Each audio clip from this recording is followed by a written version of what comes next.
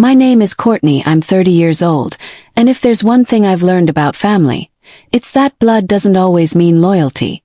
I grew up believing that helping my parents was the right thing to do. They'd sacrificed for me when I was younger, so when life finally started smiling on me, when I got my first big job and moved into a career I loved, it felt natural to give back. Every month, without fail, I sent $7,500 to help with their mortgage. It wasn't a small amount, but it was my way of saying thank you. But what I didn't know then was that sometimes, gratitude turns into expectation, and expectation, when fed long enough, turns into greed. Before I dive in, make sure to subscribe to the channel, like, and share this story with someone who needs a reminder that silence isn't weakness. It's power waiting for the right moment to strike. Now, let me take you back to that night. The one where everything changed. It was a warm Friday evening. My parents had invited everyone over for dinner. Nothing unusual. Family dinners were a monthly thing in our house, though lately, I'd noticed they had turned into more of a performance than a gathering. My older brother, Darren, always found a way to make it about himself. He was the golden child, the one who could do no wrong. Even though he barely kept a job for more than a few months, my parents treated him like a hero. Meanwhile, I was the one quietly paying bills, fixing their plumbing, and transferring thousands each month to help them stay comfortable. When I arrived, the house looked like it had been polished for a royal visit. My mother, elegant as ever, greeted me with her usual sharp smile. "Courtney, finally. We were starting to think you forgot about family dinner." "I wouldn't miss it," I said, forcing a smile. "Of course not," Darren chimed in from the living room, his voice dripping with mock sweetness. "You wouldn't want to miss your chance to prove how busy you are, right?" I ignored the jab and set down the bottle of wine I'd brought. "Something to go with dinner." He smirked. "How thoughtful. Must have been expensive." I brushed it off and went to greet Dad, who was sitting at the head of the table, sipping whiskey. He barely looked up but nodded. "Good to see you, kid." "Good to see you too," I replied softly. Dinner started the way it always did. Small talk, fake laughter, and polite smiles masking old resentments. But halfway through the meal, when everyone had settled in, Darren cleared his throat dramatically. He stood up, glass in hand. "I think we should talk about something important," he announced, looking directly at me. I froze, fork halfway to my mouth. Mom smiled encouragingly. "Go ahead, dear." Darren's voice grew louder. "I've been talking to Mom and Dad lately, and we realized something. Courtney, you never really contribute to this family." The words landed like a slap. The room fell silent, except for the faint hum of the ceiling fan. My mother looked down at her plate. My father sipped his drink, pretending to be uninterested, but I could see the corner of his mouth twitch upward in approval. "Excuse me," said my voice, calm but sharp. Darren shrugged. "You heard me. You're always working, always busy, always acting like you're better than the rest of us. You come here with your fancy job and your big city attitude, but when it comes to helping this family, you're nowhere to be found." A laugh escaped me before I could stop it. "You're serious?" He smirked. "Dead serious." "Darren," I said slowly, "what exactly do you think I don't contribute?" He waved his hand dismissively. "It's not about money, Courtney. It's about presence. About family. Mom and Dad said you're never around. You don't visit enough, you don't call enough. You only care when it suits you." Mom gave a small nod, as if confirming it. Dad leaned back, swirling his drink. "It's true, honey. You've been distant lately. Darren's been here helping us out more than you have." Something in me snapped. Not in anger but in clarity. I had been paying their mortgage, their entire mortgage, for almost 2 years. Every bill, every late notice, every financial emergency. I'd quietly covered them. And they were standing here in front of 30 people pretending I did nothing. So I smiled. "Only." I put down my fork, looked my brother dead in the eye and said, "Perfect." He blinked. "Perfect." "Yes," I said softly. "Perfect. If I don't contribute anything to this family, then I guess the $7,500 I've been paying every month for Mom and Dad's mortgage stops today." The table went silent. Dad's hand froze midair, his glass still hovering by his lips. Then he coughed, violently, choking on his drink. Mom turned pale, her face draining of color. "You what?" she stammered. I leaned back in my chair. "You heard me. No more contributions. You just said I don't help the family, right? So I guess it's time I stopped pretending I do." Darren's smirk faltered. "You're bluffing." I smiled sweetly. "Am I?" From the far end of the table my cousin whispered. "Wait, you've been paying their mortgage?" I didn't answer. I didn't need to. Because at that moment silence was the loudest weapon I had. The silence that followed my words was almost poetic. For years I had been their quiet provider, the dependable daughter who didn't ask for credit or gratitude. And yet, in one single sentence, I had undone an illusion they had built around themselves. That I owed them my success. Dad recovered first. He cleared his throat and forced a chuckle that didn't sound right. "Come on now, Courtney. Don't be ridiculous. We were just talking." "Were you?" I asked, raising an eyebrow. Because it sounded like a declaration. Mom looked at me with that familiar mix of guilt and pride. "Sweetheart, don't take things so literally. You know how your brother talks. He didn't mean to offend you." "Oh, I think he meant every word," I said calmly. Darren crossed his arms. "You're being dramatic. Nobody's ungrateful here. We were just reminding me of my place."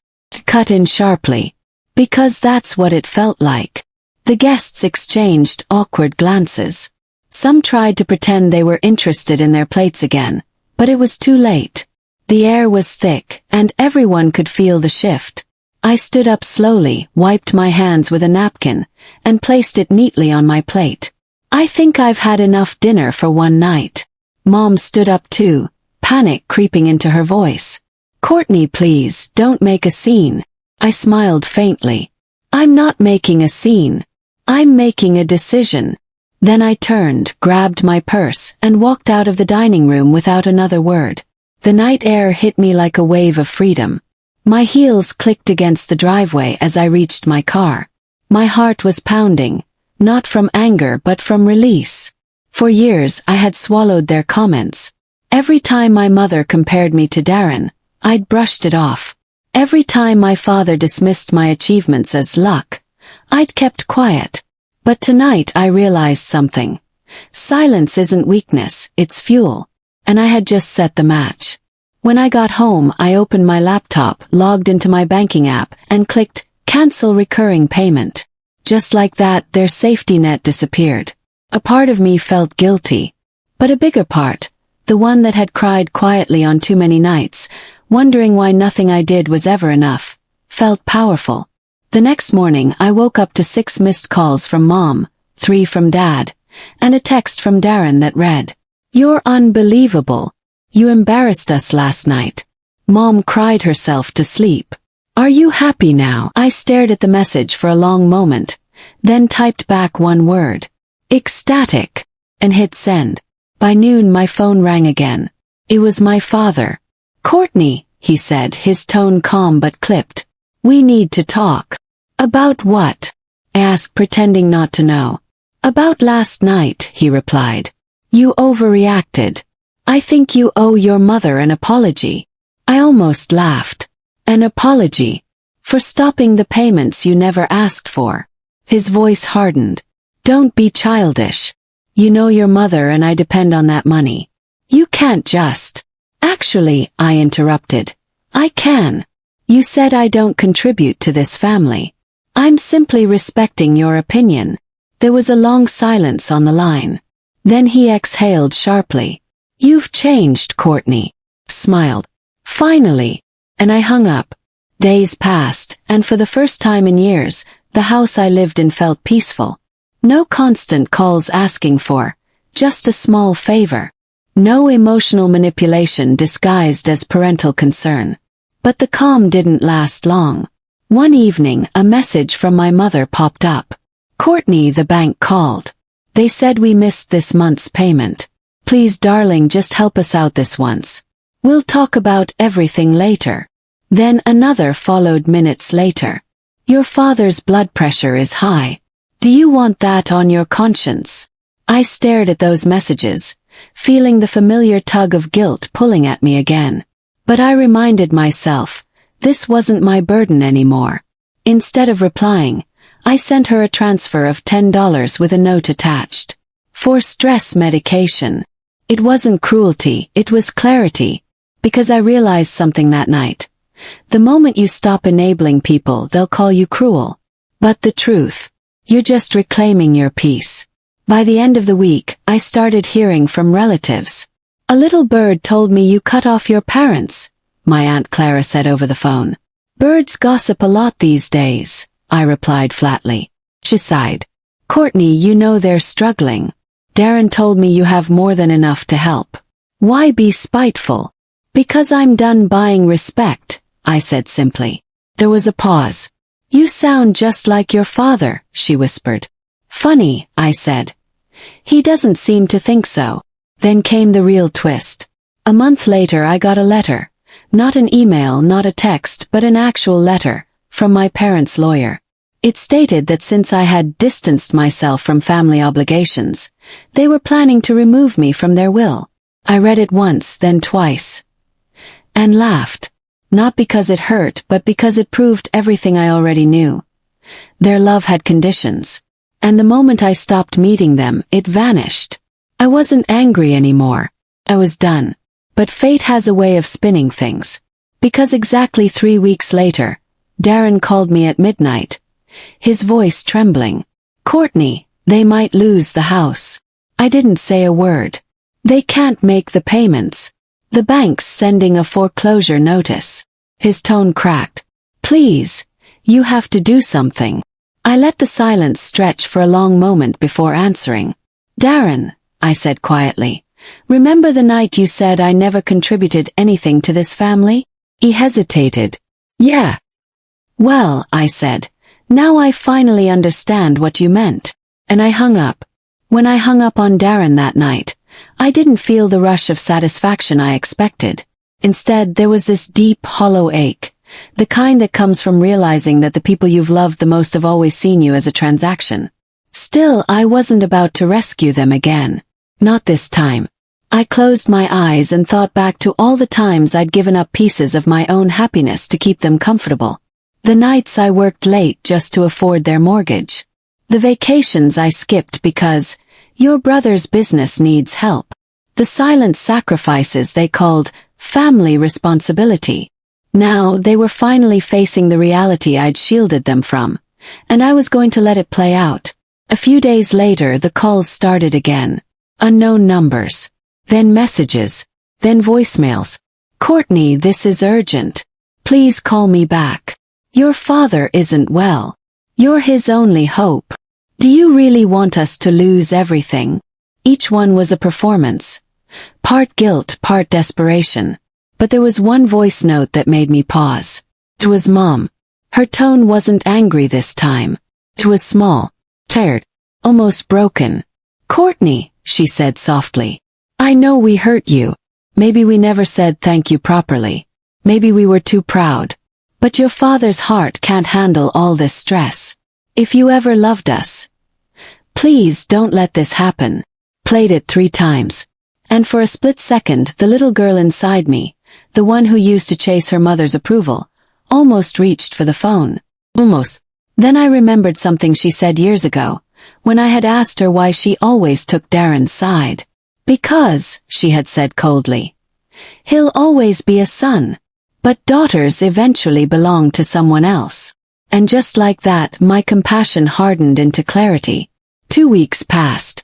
By then, the bank had officially sent the foreclosure notice. The house, my so-called family home, was up for auction. I found out through Darren's social media. He posted something like, "Hard times don't last. Family does." A caption so ironic I almost laughed. The comments were full of pity. "You're such a strong son. God will restore your family. That sister of yours will regret it." Regret. Oh. I didn't regret a thing. If anything, I was grateful because watching from afar, I realized how peaceful life could be when you stopped feeding the hand that bites you. Then came the twist. The same real estate agency handling the foreclosure also happened to manage investment listings in the area. So, when the house went up for sale, I did what anyone with a calm mind and a calculated heart would do. Bought it. Quietly. Under my business name. In full. It was poetic. The very house they once mocked me in, the one I'd been too emotional to ever make mine, now belonged to me again. But this time I didn't tell them. A month later I got a message from Darren. "You won't believe this. Some property company bought the house. They're giving us until the end of the week to move out." Can you imagine? We've lived there 15 years. I could almost picture his frustration, pacing the hallway, yelling at Mom, blaming the world. They said the new owner doesn't want tenants. Whoever it is must be heartless. I smiled to myself. Heartless, I whispered. That's one word for it. That Friday I drove by the house. Not to gloat, but to see it one last time before everything changed. They were outside, boxes scattered across the driveway, voices raised in heated arguments. Darren was shouting about movers. Mom was crying. Dad sat silently on the porch, staring at the ground, the same spot where a year ago he'd told me I wouldn't understand family loyalty. They didn't see me. I stayed inside my car watching from a distance. For a brief moment, guilt flickered again, but it faded fast. Because deep down I knew. I hadn't destroyed anything. They had. I had only stopped rebuilding what they kept breaking. 2 weeks later I sent them a letter. No name, no address, just the company logo. It was short. Just one sentence. "The house is officially under new ownership. Wishing you peace and growth wherever you go." Mom called me later that night. Her voice trembled. "Courtney, was that you?" Pause. "Was what me?" She exhaled shakily. "The house. The company. It's yours, isn't it?" I said nothing. "Why, Courtney? Why would you do this?" Finally I answered. "Because sometimes, Mom, the only way to make people appreciate what you've done for them is to take it all back." And then I ended the call. Months went by. They moved to a smaller place. Darren stopped posting motivational quotes. Dad, I heard, found a part-time job at a friend's firm. And me. Finally started living. I traveled. I laughed again. I slept peacefully. Because for the first time I wasn't trying to prove my worth. I was simply existing in it. The real revenge wasn't the foreclosure. It wasn't even buying back the house. It was watching them realize that the person they'd underestimated was the same one holding everything together all along. And when that truth hit them, when they finally saw the consequences of their own arrogance, that was when I truly felt free. Because revenge isn't always loud. Sometimes it's quiet. Calculated, elegant, and it ends not with shouting, but with silence. 6 months passed before I saw my parents again. Not in person, just a photo. A mutual friend had posted a picture of them attending a local fundraiser. They looked smaller, not just older but humbled. For the first time, Dad wasn't in a suit. Mom wasn't wearing her pearls. They looked like regular people. Stripped of the pride and pretense that had once made them untouchable. I stared at that photo for a long time. Not with anger. Not even satisfaction. Just peace. Because I finally understood something. I hadn't punished them. Life had. When I stopped financing their comfort, reality came knocking. The house I'd quietly bought back was now a rental. Home to a young couple who reminded me of what I used to be. Hopeful, hardworking, and a little naive. I didn't tell them it used to be my family's home. I just made sure it was well taken care of, better than it ever was when I lived there. Sometimes I'd drive past it in the evenings. The lights were always warm, laughter spilling out of the windows. And I'd smile to myself, thinking how strange it was, that the place once filled with judgment and resentment was now filled with joy again. That's what healing looks like, I suppose. Learning to let love exist where your pain used to live. One night, as I sat in my apartment, one that I had bought, decorated, and built entirely by myself, I got an unexpected message from Darren. It was short. "Hey sis, I heard what you did. I was angry at first, but now, get it, messed up. We all did.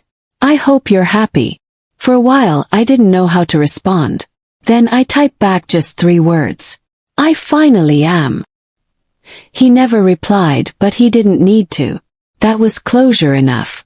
You see, when you spend years being the giver, the fixer, the peacekeeper, the one who sacrifices, people start thinking it's your job to suffer quietly. They take your kindness as a permanent resource, not realizing it runs dry when respect disappears. And when you finally stop giving, they call it cruelty. But it's not. It's self-respect. I didn't destroy my family. I just stopped letting them destroy me. The night before their next anniversary, I sat by my window with a cup of tea, scrolling through photos on my phone. My travels, my friends, the new life I'd built. I thought about that dinner when Dad said, "You never contribute anything to this family." The words that once cut so deep now made me smile. 'Cause he was wrong. I had contributed everything. And then, when I stopped, everything fell apart. That's not failure. That's proof. If there's one thing this journey taught me, it's this. Silence can be louder than screams. Sometimes the best revenge isn't what you do to others. It's what you stop doing for them. You stop fixing their messes. You stop absorbing their guilt. You stop handing out forgiveness like it's free. And when you finally walk away, they'll realize the truth. Not in the moment you leave, but in the silence that follows. That's when your absence echoes louder than your presence ever did. So, to anyone who's ever been called ungrateful, selfish, or too distant for finally setting boundaries, this is your reminder. You don't owe anyone the version of yourself that makes them comfortable. You owe yourself peace.